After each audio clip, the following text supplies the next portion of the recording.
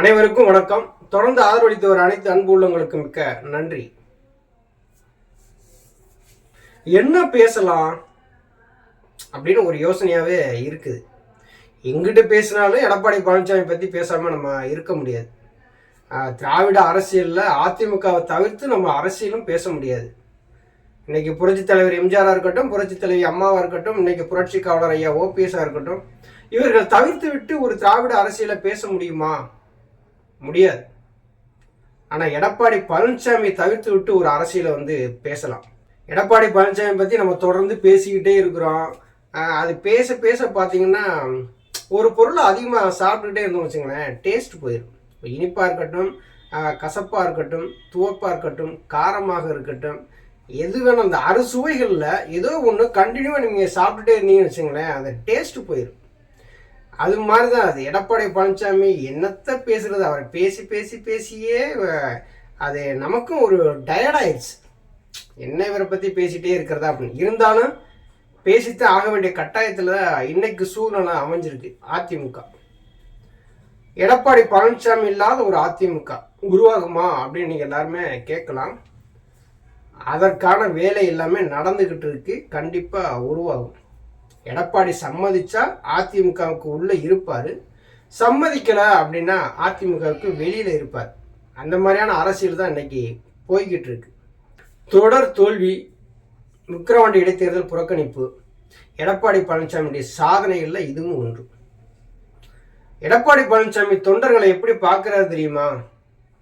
இங்க வாங்க, காலில் கும்பிட்டு விழுங்க, கோஷம் போடுங்க, வாழ்கன்னு சொல்லுங்க. இதுக்கு மட்டும்தான் நீங்க லாயக்கு.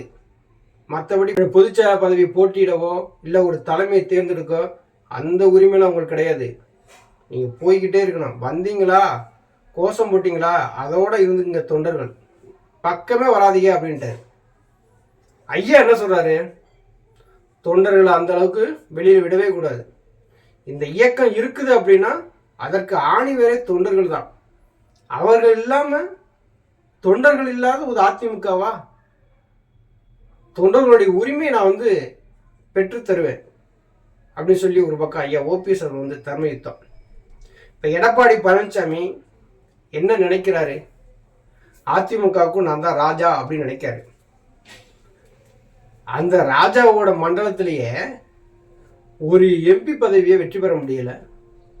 கொங்கு மண்டலத்துல முக்கியமான இடம் கோயம்புத்தூர், அங்கே நிற்கிற எம்பியை வெற்றி பெற வைக்க முடியல.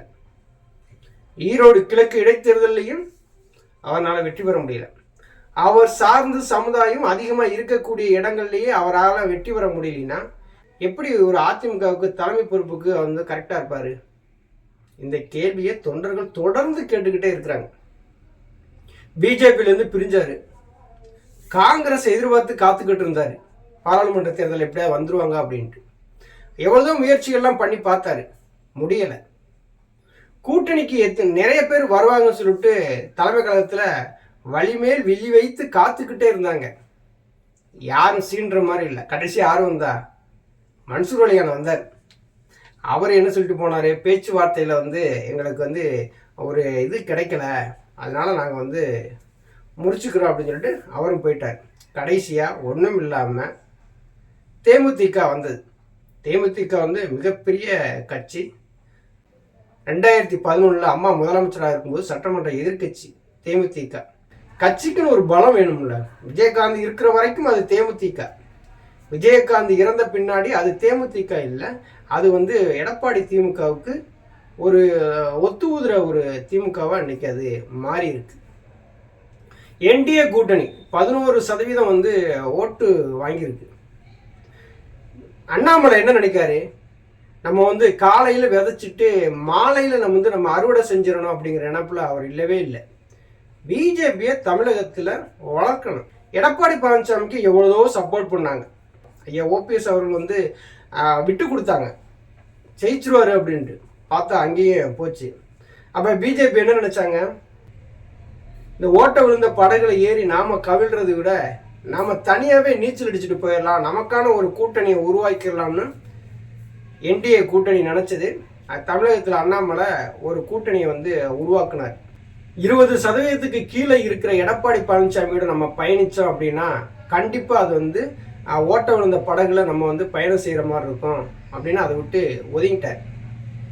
எடப்பாடி பழனிசாமி என்ன நினைக்காரு, 2020 வரைக்கும் இந்த அதிமுகவை இப்படியே கொண்டு போவோம், பிளவு நோக்கியே கொண்டு போவோம். 2026 திமுக வந்து வெற்றி பெற்ற உடனே இந்த அதிமுகவை அப்படியே அழிச்சிருவோம் அப்படிங்கிற நிலைமைக்கு எடப்பாடி பழனிசாமி வந்துட்டார். 2026க்கு பின்னாடி அதிமுகவை எடப்பாடி பழனிசாமி அழிக்கிறதுக்கு முன்னாடி இந்த அதிமுகவை காப்பாற்றணும். அப்படி காப்பாற்றக்கூடிய ஒரே ஒரு தலைமை அப்படின்னு சொல்லி பார்த்தோம்னா புரட்சிக்காரர் ஐயா ஓபிஎஸ் தான். இன்னைக்கு தொண்டர்கள் ஏத்துக்கிறாங்க, பொதுமக்கள் ஏத்துக்கிறாங்க, எடப்பாடி பழனிசாமி அணியில் இருக்க நிர்வாகிகளே வந்து ஐயா ஓபிஎஸ் வந்து ஏத்துக்கிறாங்க. தலைமை நல்ல தலைமை, அவர் முன்னிறுத்தினா நம்ம வெற்றி பெறலாம் அப்படிங்கிறதுல எடப்பாடி பழனிசாமி அணியில் இருக்கிறவங்களே இன்னைக்கு வந்து போர்க்கொடி தூக்க ஆரம்பிச்சிட்டாங்க எடப்பாடி பழனிசாமிக்கு எதிராக. இப்போ உள்ளாட்சி எலெக்ஷன் வருது, அதில் வெற்றி பெறணும். வெற்றி பெறணும்னா எப்படி? அதிமுக தனிச்சு நின்றா வெற்றி பெற்றுருமா? இரட்டை இலை சின்னத்தை என் கையில் இருந்தால் வெற்றி பெற்றுருமா? இரட்டை இலை சின்னத்துக்குன்னு ஒரு ஓட்டு வங்கி இருக்கு, அதை யாரும் மறுக்கவே முடியாது. அது ஒரு 6லேருந்து 7% வரைக்கும் தான் இப்போதைக்கு ஓட்டு இருக்கு.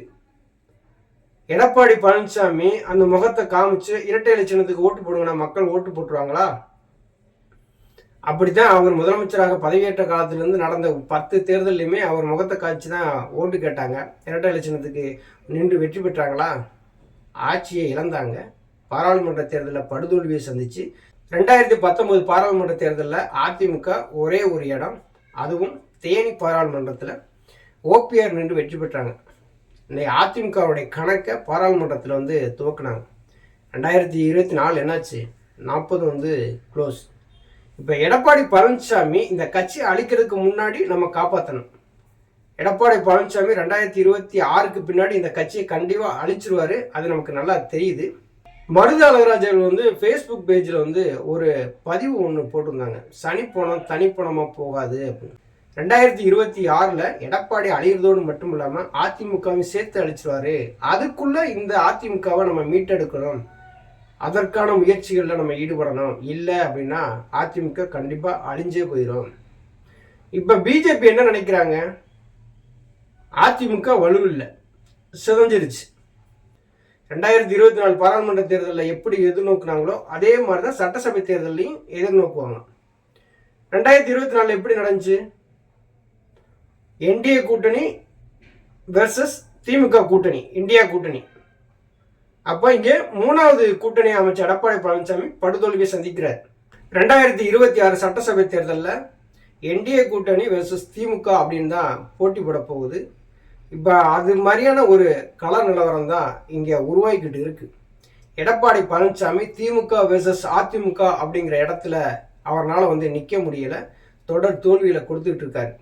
இப்போ காங்கிரஸ் என்ன நினைப்பாங்க அப்படின்னா, 2026 சட்டசபை தேர்தலையும் நம்ம வந்து திமுகவோடு கூட்டணி சேர்ந்தாதான் நம்ம ஒரு 15 எம்எல்ஏக்கள் வர முடியும் அப்படிங்கிற நிலைமையில தான் இருக்கிறாங்க. ஏன்னா ஆளுங்கட்சியாக இருக்குது. 2024 பாராளுமன்ற தேர்தலில் வெற்றி பெற்றிருக்காங்க. இப்போ இதே அதிமுக வந்து இதே மாதிரி பிளவில் இருந்துச்சுன்னா வருகிற உள்ளாட்சி எலெக்ஷன்லையுமே வந்து திமுக வந்து மிகப்பெரிய அளவு வெற்றி பெறும். அப்போ அந்த வெற்றியை நோக்கி பயணிக்கிற ஒரு கூட்டணியோடு நாம் பயணித்தாதான் நல்லா இருக்குன்னு சொல்லி திமுகவுடைய கூட்டணி விரும்புவாங்க. ஆனால் எடப்பாடி பழனிசாமி இது எப்படி நடந்தாலும் பரவாயில்ல, நாம நல்லா இருந்தால் போதும், திமுக வெற்றி பெற்றால் போதும் அப்படிங்கிற நிலைமையில தான் அவர் வந்து இருக்கிறாரு. கட்சி 2026ல் அழிவதற்கு முன்னாடி அதிமுகவை காப்பாற்றினா தொண்டர்களுக்கு நல்லது. நன்றி, வணக்கம்.